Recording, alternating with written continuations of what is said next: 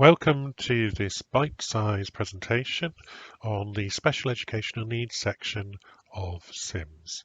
Just going to take you through the possibilities of the information which can be recorded and which can replace paper files or files held maybe not so securely on laptops or network drives.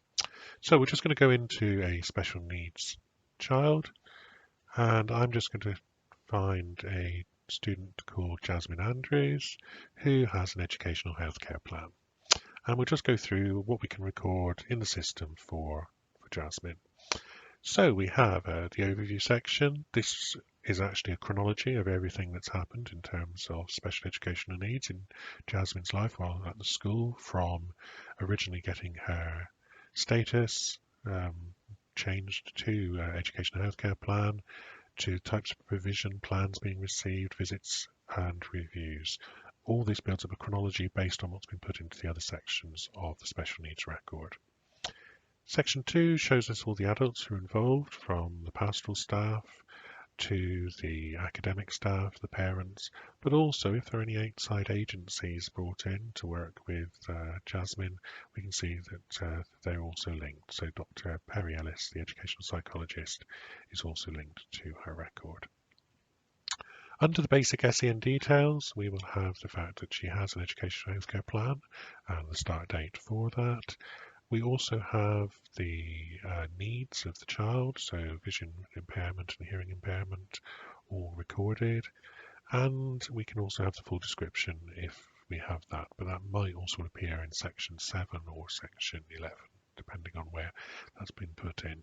If we have that as a PDF file, we can bring that in, import that from any network drive, and it will enable us to review that data. The little section underneath the box allows us to record the additional support the child may receive. This is compulsory in Welsh schools, but it's actually a very useful thing to fill in for your own children, even though it's not compulsory. Section 4 of our Special Educational Needs record contains a history of the reviews, so whether these initial meetings, termly reviews, and within each of these we can record the people who attended.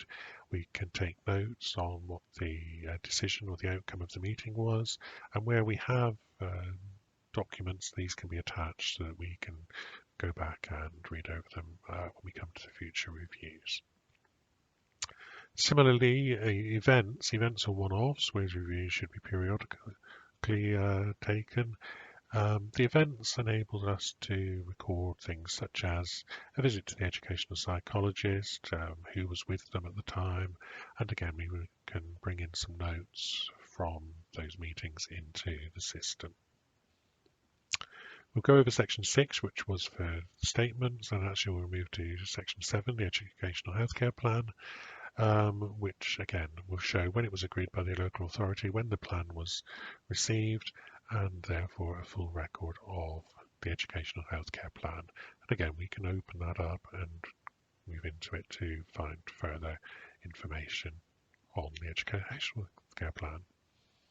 Section 8 is set aside for provisions, and this is where we can record any time, any extra support, any provision which we make.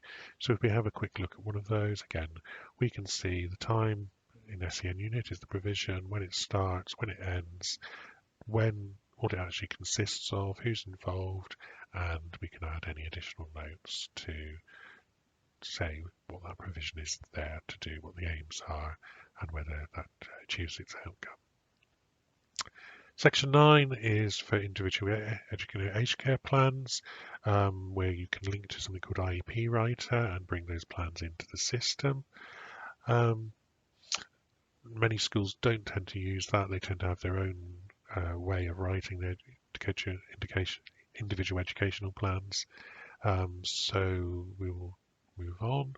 10, more able, is the area where you might record those children to show more ability in certain areas of the curriculum. Section 11 is our linked SEN documents. where we can review and attach anything relevant to the SEN record. And section 12, if you're a child in an exam year, you have extra time or maybe provision of a scribe or an electronic writer for an exam, we can actually record that in the exams module and it will pull through to their record. So that in brief is the Special Educational Needs record in SIMS.